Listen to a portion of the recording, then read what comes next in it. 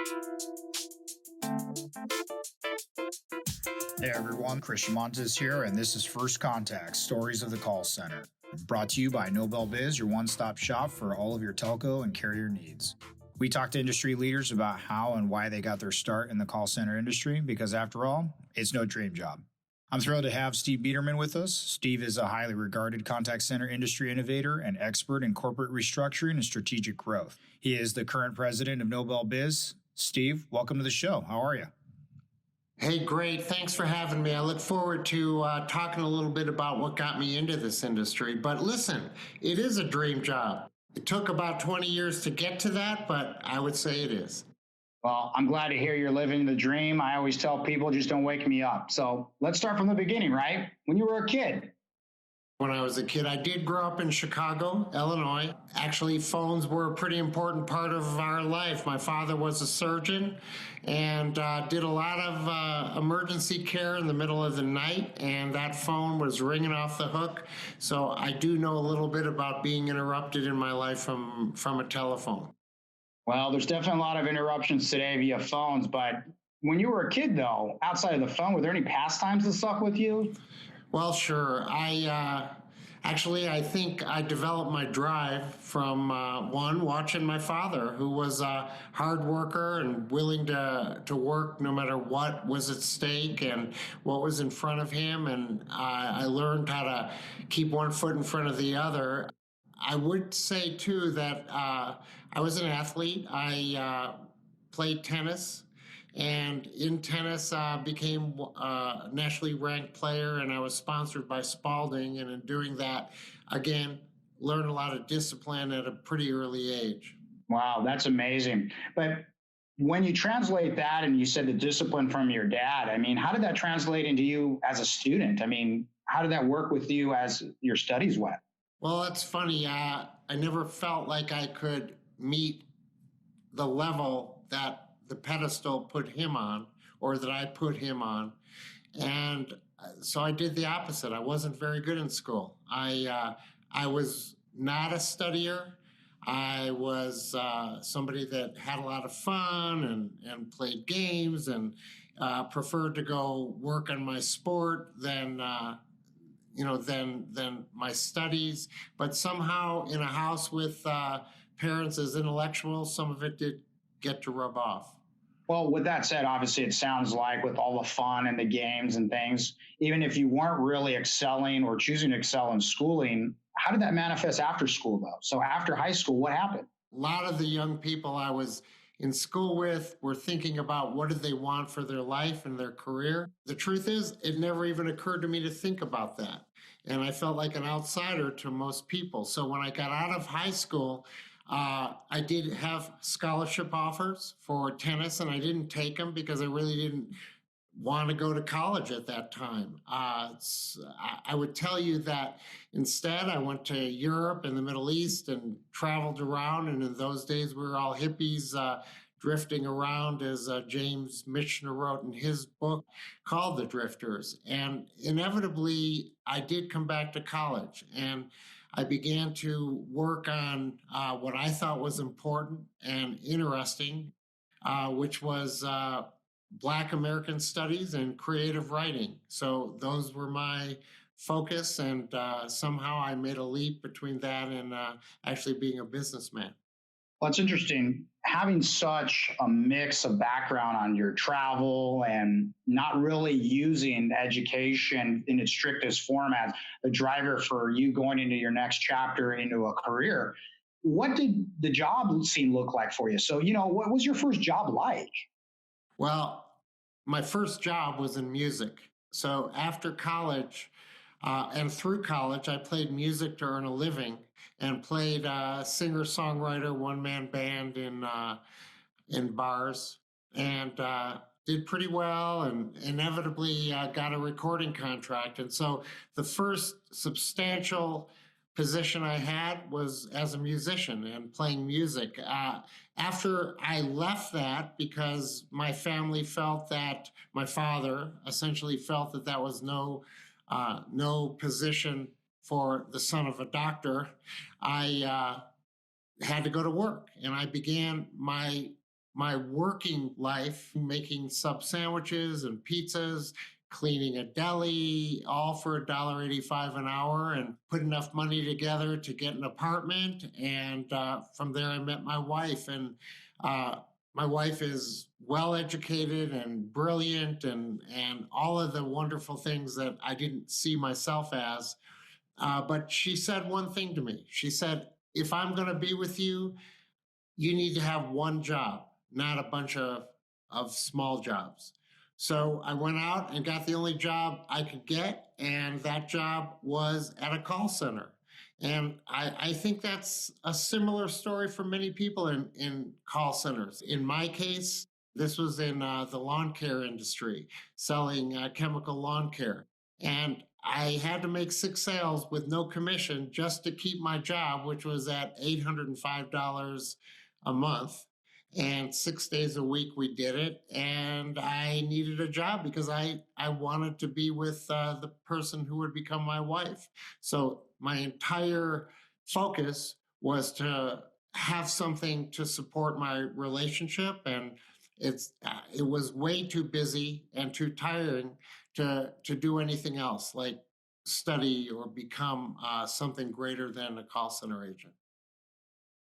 Wow, Steve. I mean, it's an amazing story if you think about it, because you go out, you travel the world, you come back, you end up becoming a musician that actually can make an income off of it. But instead of allowing that to become your future, as part of your family, and especially it sounds like with your relationship with your dad, it really threw you into another realm of work.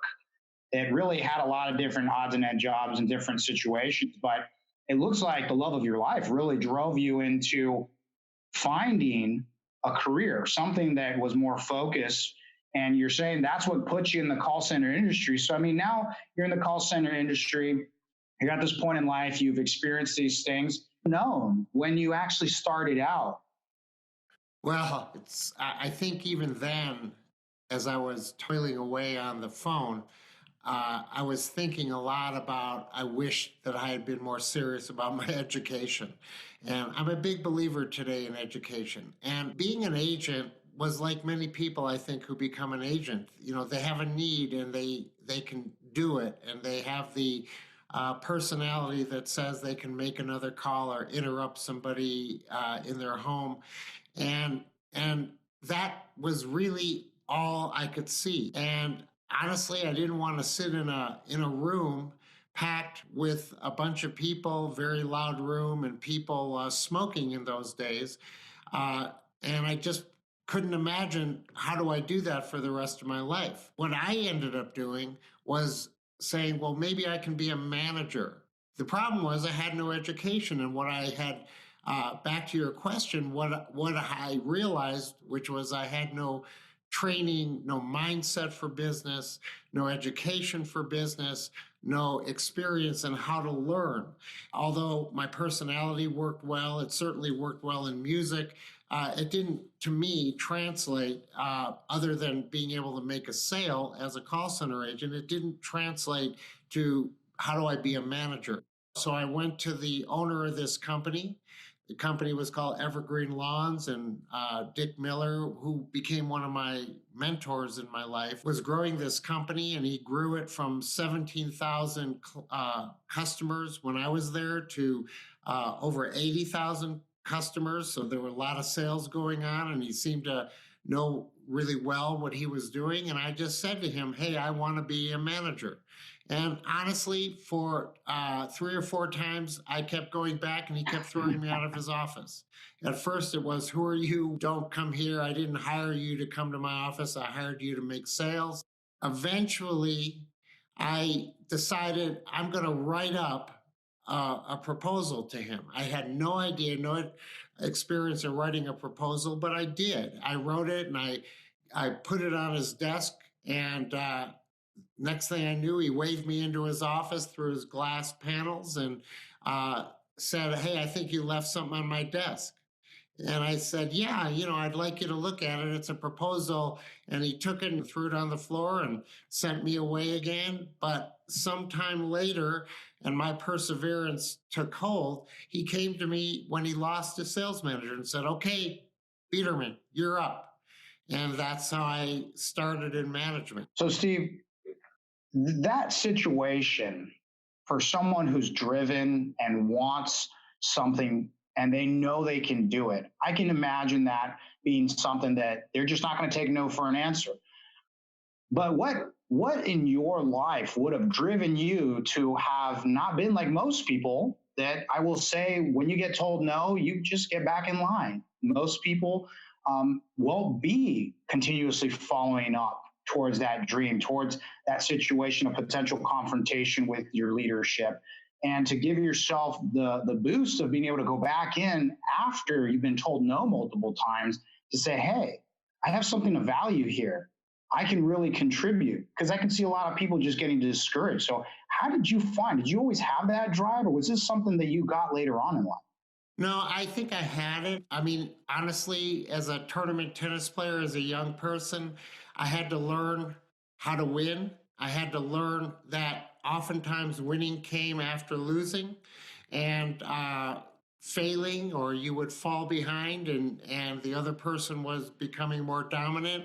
But you had to find a way. And I did know this, and through that experience specifically, that, and I guess I always felt this, my earliest coach told me that all good things come to those that work their ass off. And I just kept at it. I kept working. I'll tell you, one of the things I realized with my education being lacking was that I had to self-educate. I began by buying a business book and saying, okay, I'm just going to start reading every day, but I couldn't really do it. And I couldn't learn that way. I couldn't get through the book. But because I had committed to it, and my experience in life was to stick with your commitments, I got a whole bunch of books. And I began to just read 10 pages a day in one book or another book. I did that, frankly, for decades, and I filled up the vessel with education, which didn't give me any epiphanies, but it did absolutely give me a level of confidence that I was learning something, and that I think the confidence was more that I was more serious than the job I had portrayed.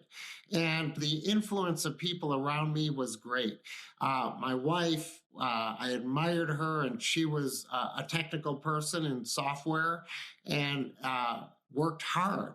And I could see she did something with that, and it looked good to me. And of course, my father, for reasons that weren't all positive, but in the sense of staying committed to something and me wanting to prove to my family that I could do something and be successful at it. Those were big drives for me. And being told no, well, I don't know why that never really stopped me ever in my life, and certainly doesn't today. Well, Steve, that's awesome to hear. And one of the things that is really compelling about that is the idea that if you want something, if you want to be able to aspire to something, being able to live within that scenario of adversity, or in your specific situation, you had a lot of successes, right? You had a lot of no's, but they always were with the yes in the end in mind. So you had music, you went into obviously a relationship with your wife. You were able to change how you were living to be able to accommodate a different type of job.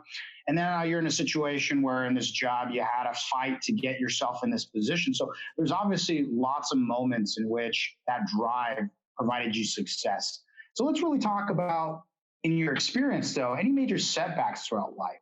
Many, but one of the other pieces, as you're thinking about what were the key components of who I am today, was really a belief that I didn't like it. I didn't like how people looked when they were feeling sorry for themselves. I didn't like the look of self-pity. And that never entered into the equation for me, because it wasn't what I liked in any given moment that drove me. And so I was able to wake up the next day and do something else with it. But listen, it did lead to my life, and life has its moments of disaster. And I've had plenty of those. I've had them personally and I've had them professionally. And ultimately, yeah, I had success, but it was through the learning of things that broke, and I broke a lot of stuff. Well, I can't imagine it's always a win, one after the other, but obviously there's got to be some failures that stick out to you. Anything in particular that you failed at? Well, my first big job was, as I said, being told I could be a manager.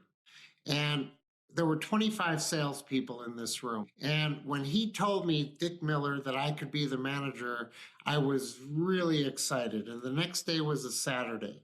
And in that day, I was like planning to be the best manager ever in the world. And I was going to do things that were just remarkable. So I went into the room on a Saturday morning, and the only people there on a Saturday were the salespeople, and we were all about to get on the phones. And instead, I said, let's all talk. I'm your new manager. Let's all talk about what we can do to improve this environment. And we talked the whole morning, and I came up with a list of improvements for the company. And I could not wait on Monday to take it to Dick Miller and show it to him. And he said to me, yeah, I understand you had a long meeting on Saturday. How did it go? And I said, well, it's great. I've got this whole list. And he said, well, leave me the list. And I'll tell you what, on Tuesday, I'll come in and I will hand out, paychecks. I felt like I was on top of the world. He was impressed and told the salespeople that, and they were excited because he didn't usually come in and look at what I pulled off to get him in there. And then he came in and he was very soft-spoken, and he said, well, hi, everybody. I'm here to talk a little bit about your list and give you your paychecks. And he said, I just want you to know this. He said, I looked over that list, and, well, maybe the best way to tell you what I think about it is this. I hire you as salespeople, and when I pay you, and he took the checks and he, as a whole, and he threw them down out of his hand on the table. He said, we're effing even. Get your asses back on the phone. Wow. And he turned around and walked out. And I'll tell you, my first moment in management was a gross failure. So half of that sales room quit that minute. They just walked out. And instead of 25 salespeople, I had 12 salespeople. And I was humiliated and I was embarrassed. He came in later that day and he said, so how was your day? I said, well, obviously I did something wrong. I don't know what I did wrong, but he said, well, look, you guys got sales to make in here. What are you going to do? You need to hire some people. And I said, well, okay, I'm trying. I'll get with HR and try to hire people. And he said, you mean you haven't done anything yet? I said, well, I didn't know if I had a job. He said, oh, you'll know if you don't have a job. And I went to hire. He said, but I want you to learn something. He said, when you make somebody, like when I make somebody a manager, our company's doing pretty well. I make somebody a manager because I need that seat filled at that time. I don't need a revolution. I just need that seat filled. I need maintenance. Over time, with continuous improvement, you begin to learn things that improve an organization. But the only true outcome you had from this experience that you had on Saturday was you didn't make any sales on Saturday. The next day, which was the day I threw the paychecks down, you lost half your group, and you own that. So you have to be the solution. Let's take a break with a word from our sponsors. For over 20 years, NobelBiz has been the leading innovator in the contact center industry. From world-class productivity and compliance solutions to our dedicated customer support and service, NobelBiz does it all and at your service 24/7. Visit www.nobelbiz.com. That's www.nobelbiz.com. NobelBiz, providing contact center innovation since 1998. It's the hard knocks, right? You were learning the hard way. through him teaching you something, and maybe you got something out of it. So, I mean, when you think about stories in the industry, generally speaking, in the contact center space, are there any stories that stick out that really are a driver around how the industry was for you and what it exposed to you? Yeah, it really, honest to goodness, although it's a slow adoption industry, it really is remarkable in many ways because it's an environment that you have to work with a lot of people. And you have to be able to coordinate a lot of people into the outcome that you want. I started after this job with a multinational company called Chemlon, to where I had the opportunity to convert. They had 167 independent branches, and I got to convert them into a sense of consistency, which was not existent at that time. And I was pretty young and I didn't have the experience, but I was reading a lot and I was beginning to learn, and I had already had some failures and I was learning from that too. And I saw, though, the power of, anyway, it's what I knew. So I was given this job to bring consistency to Chemlon. And it wasn't, because every branch had their own design of how they manage customer service and environment. And so over time, we moved all of the local customer service to regional and national contact centers. So they were taking inbound calls. And then we took all of the lead generation and we created an environment very similar to what I had when I was in a call center myself, where you had hundreds of people in an environment calling. Now, remember, in those days, there was no automation. So they were calling just off of straight handheld telephones, and we put lists in front of them to call down. But through that experience, I began to learn about reporting. I would tell you the most powerful thing I learned was training, which was, how do you train a group of people with the same message in a positive environment while maintaining the culture? And there was a lot of work put into it, but Chemlon had one basis within their company, and they had signs all over the company, and it said, "You don't know what you don't measure." And that was a driver for me, because I was like soaking up information anywhere I could get it. And so we measured how to contact people. We measured, how long it took to close a deal, how long it took to train somebody properly, and on and on and on. So when automation began to come into play, and in my case, that was late 80s, early 90s, I was excited because the automation could reduce time and create efficiencies that I wasn't getting picking up a telephone. It was hard, though, to integrate it, and it led to other changes within the industry. Well, I mean, it's not all too different nowadays, right? You have companies that are all over the country and even all over the world.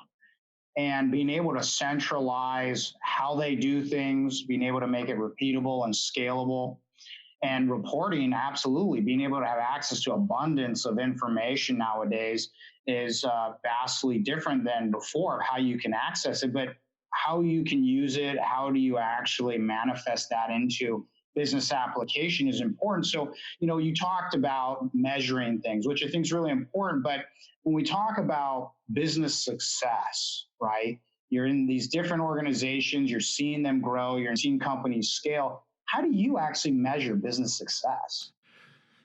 It's easy. That goes to core value, and it goes to your own rules and your morality, your integrity. And so for me, it was always the same. And it always was the same. And hey, fortunately, from my first mentor, I learned this piece from him too, which was make a promise, keep a promise. I mean, no more. It was as simple as that. Make a promise, keep a promise. And how that played in the contact center world was, well, we were all selling. In our regional and national call centers, we had hundreds and hundreds of agents selling something. And it was very easy to see when somebody was not sold what they should have been sold or oversold per se, or lied to, or even in customer service, not told the truth, or not giving a refund when you should. And a lot of my job was dealing with those. I was incredulous that and not tell the truth on a telephone call to make a sale, even when they knew they would be found out. It was as if they couldn't hold themselves back. Thus, when call center technology came on board and you had the ability to listen in on a call and coach, for me, that's make a promise, keep one. And as contact center dialers came into play, they became the center of the universe. They became the mission critical piece in every business. If it didn't work, you died as a call center. You risked dying. And if it did work, then you had opportunities to be successful. The only guarantee was if it didn't work, you could kill a call center. So I took that on every day, which was we have to sell what we have, not what we don't have, not hope, not a roadmap, but what do we have today that can benefit the client? And is it dependable enough that I can take the responsibility of somebody's business? It was easy. You just make a promise, keep a promise. So it then becomes, what's the formula to do that? How can I make sure that happens? None of that had to do with making money. Making money is the outcome. That's definitely true from the perspective of if you have happy customers, then it'd be difficult to believe that they won't come back, right? Or that they won't stick with you and purchase from you. But as we transition to a world in which people live in different parts of the country, have access to talent pools in various places, whether it be call center agents, whether it be members of your leadership and management teams. Have you been in positions in which you've had to have management of a virtual organization? And if so, do you have any keys to success or even challenges to managing organizations? My first experience with managing remote people was when I was at Chemlon, and I had people all over the country. But we didn't really have the technology, to allow for ease of management. So it was really with a lot of phone calls, conference calls, a lot of airplanes and traveling and showing up.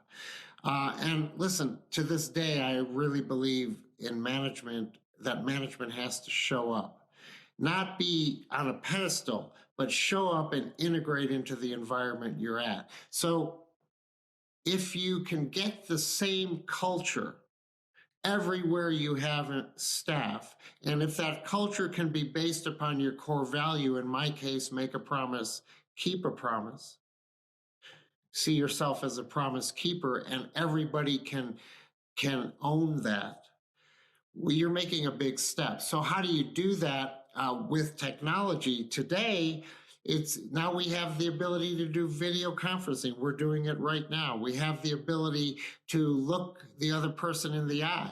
And I believe in the technology that allows us to communicate. I've always believed that the old water cooler experience is an important one with your staff. In other words, we just are both standing at the water cooler and we get a chance to communicate and talk and just get to know each other. And that isn't the same when you have remote agents or remote staff in different places in the world. So what is the compensation for that? What is an alternative to that? Well, one is just being aware that you need to ask people about how their life is and what's going on. So part of it is just culture and consistency and truly caring. Always stay in management mode. Be a promise keeper. But the other piece is this. What is if I can't see you at the water cooler, there is some great value in what happens in a video conference. I insist upon it in my businesses. It's because you're always looking at the person eye to eye. Even when you're standing at the water cooler, you're not always looking at the person. But when you're on video, you have to. You better look at the other person eye to eye. And that can establish a great intimacy. And that intimacy, if used and you insist that your management uses it and works in that environment, that becomes the basis with which you can build your culture. So it sounds like what's been successful in this is obviously to still have in-person time, but fill in some of the gaps that you inevitably have by not visiting someone, always traveling via plane and showing up via train, is to really have video, to have as a supplement to that interaction, but to make those interactions less transactional and more personal, right? Through looking and talking through them via video, looking and talking to them when you see them in person, but make the situation and interaction remote in nature, still culturally part of, as you say, promise keeping seems to be a big driver here for you, and being able to have potentially your leadership and staff leverage that throughout an organization. Because of course you're not everywhere at all times. So my guess is you would have to have that culture really in every space of where you have your organization for it to continue, right? Absolutely. And listen, it's about investment.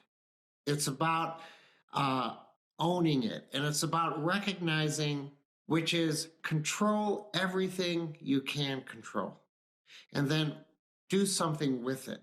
In other words, don't control because you're powerful. Control because the value pieces that come from being as aware as you can allow you to make appropriate and good decisions. Well, that relates back to the individual, to the agent, all the way to the agent and me sitting in the president's seat. If that agent doesn't feel connected to me, they will not necessarily own the same culture. And without the culture, you get a mixed review of outcomes. With culture, you have a specific piece that allows you to control the message of culture, of promise, or whatever that core value is for you. So to me, you have to start, it's a layered thing. It's a basis. It's an investment. It's know everything you can know all the time and do something with it all the time.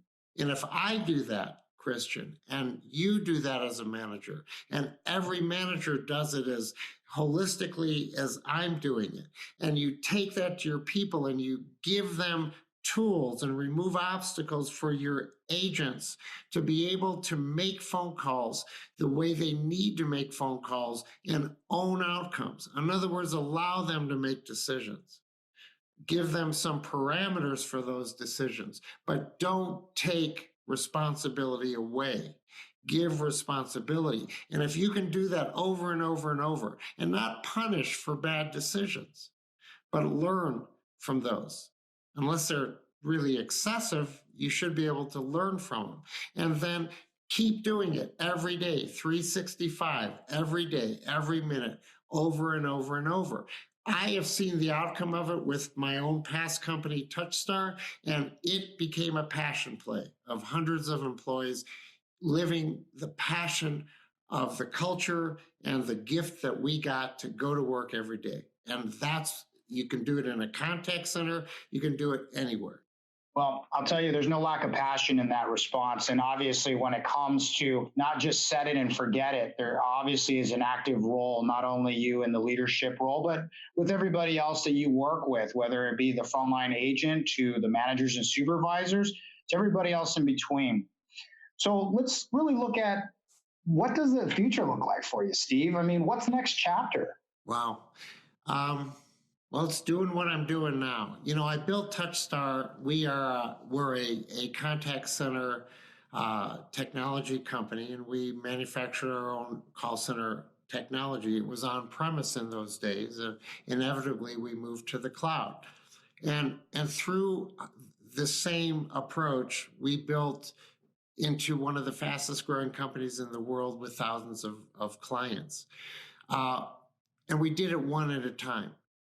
But after moving from that company, I became, I suppose, you would call it a mercenary CEO. I began to hire out to be a CEO where I would specifically walk into troubled call center technology companies and resolve their problems within their company and put them back on the right track. And although I had success doing it, I wasn't my own company. And with that, I found that this investment I talk about making the right decisions based upon knowing things all the time, making the right decisions because you're investing your time and effort, and being open and candid and looking people in the eye, that wasn't always what these other companies were interested in doing. They were interested in getting their issues straightened out and then not investing in the staff, not investing in the customer, not investing in the promise. In other words, how do I make more money became an early stage question instead of how do I do the next right thing? And as an outcome, I'll make money. And I tired of that. So when I was asked by Thomas Nobel to come to NobelBiz, I said, no, I'm not coming because that's not for me anymore. I'm an older guy now. I'm 67 and I don't have to work. I work because it's a passion of mine if done right. But I always felt that once problems were solved in these companies, the founders or the board got really smart about how they thought they were very good at what they did again, after their problems were solved. Well, I wanted to be able to, like I did with Touchstar, solve problems and then get on the right track and then do the most important thing, which is managing on the right track with the right basis of values. And as an outcome, make money. So I explained that to Thomas Nobel, and I said, look, I'm not really a collaborator, and I'm not willing to negotiate this idea. And he absolutely understood it and assured me that he would participate on the level I wanted his participation, but with the opportunity to manage with the full authority that comes as if I were the owner. And it's worked great for a year and a half. This is probably the last chapter of my career, which is as long as I can go, and I see it as still many, many years to come, to take NobelBiz and to use this as the vehicle to build the next generation of one of the great companies founded on culture and promise keeping with technology as a tool to be able to allow high volume contacts and areas where you have high volume of staff to connect together, to be managed well together, to have careers together, and be a leader as we move into the next generations above and beyond me. Well, there you have it. I mean, Steve, thanks so much for being on the show. It was great talking to you as always. We should do it again. Well, look forward to doing it again. So if you'd like what you heard, find us on Apple Podcasts and Spotify. Subscribe, rate, review, tell your friends. Produced by Lauren Chasson with executive producers Steve Bederman, Lauren Chasson, and Christian Montes. Until next time.